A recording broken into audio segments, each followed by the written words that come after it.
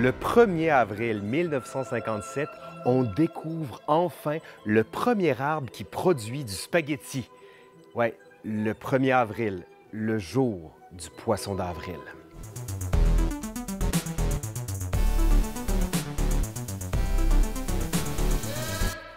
C'est donc en 1957 que la BBC produit un reportage de 3 minutes qui montre la fameuse récolte des spaghettis en Suisse, pas très loin de Lugano. Une grande fête où on parle justement de la manière d'hydrater les arbres pour que les spaghettis atteignent leur pleine maturité.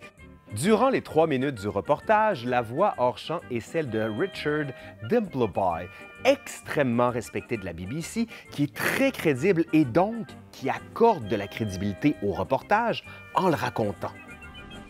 After picking, the spaghetti is laid out to dry in the warm alpine sun.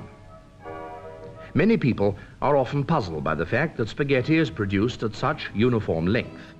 Comment ça se fait que les gens ont pu croire une telle histoire venant de la BBC? Bien, parce qu'à l'époque, en Angleterre, les spaghettis tels qu'on les connaît aujourd'hui ressemblaient pas à ça. Ils étaient offerts dans des boîtes de conserve, donc déjà cuits dans la sauce tomate, un peu mou.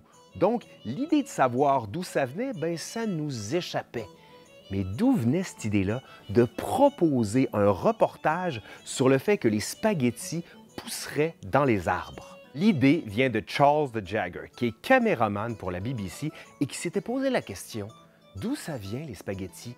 Peut-être que ça pousse dans les arbres. » Tout le monde a commencé à rire de lui, puis lui s'est dit « Ben, un jour, j'aurai ma revanche. » Donc, Charles de Jager va aller voir ses producteurs pour proposer l'histoire à la BBC, qui va accepter. 8 millions de personnes vont regarder le reportage. Plusieurs vont écrire, appeler à la BBC pour savoir si c'est véridique.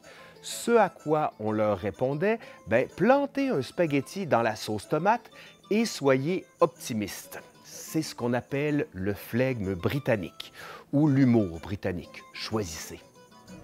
For those who love this dish, there's nothing like real homegrown spaghetti.